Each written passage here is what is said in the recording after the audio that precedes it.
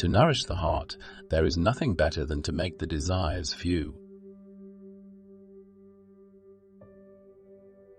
The heart in the right place, the rest will follow. The foundation of a nation lies in the family. The foundation of the family lies in the individual. There are people who cannot be entrusted with the care of their parents, yet they become good officials. This is deceiving the ruler.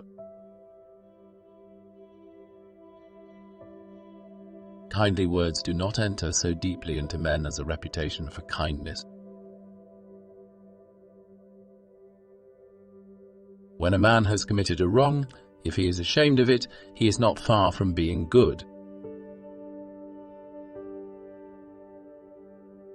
The superior man is not afraid of being unknown, but of being known for something other than what he is. If one gains wealth and honor by violating righteousness, it is like floating clouds. When heaven is about to confer a great office on a man, it first exercises his mind with suffering and his sinews and bones with toil. If the people are not trusted, it is difficult to make them behave well. Friends are the siblings God never gave us. The great man does not think beforehand of his words that they may be sincere, nor of his actions that they may be resolute. He simply speaks and does what is right. He who attends to his greater self becomes a great man, and he who attends to his smaller self becomes a small man. Sincerity is the way to heaven.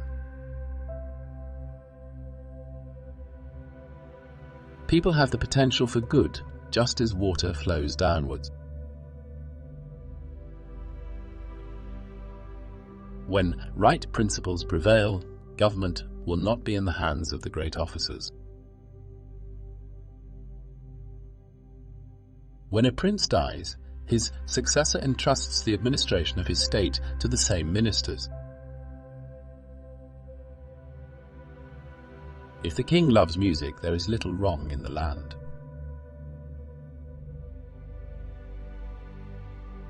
When we have intelligence resulting from sincerity, this condition is to be ascribed to nature. When we have sincerity resulting from intelligence, this condition is to be ascribed to instruction. The root of the kingdom is in the state. The root of the state is in the family. The root of the family is in the person of its head. If one nourishes the heart with what is proper, there will be no evil in one's life. The feeling of commiseration is the beginning of humanity. The feeling of shame and dislike is the beginning of righteousness. The feeling of modesty and yielding is the beginning of propriety.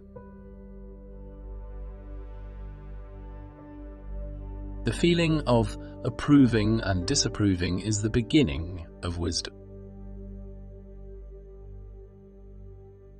People's nature is alike. It is their habits that carry them far apart. The superior man is careful in his words and earnest in his actions. A trail through the mountains, if used, becomes a path in a short time, but, if unused, becomes blocked by grass in an equally short time. A man who takes no pleasure in the thought of his own past is not worthy to be called a man. When we see men of worth, we should think of equaling them.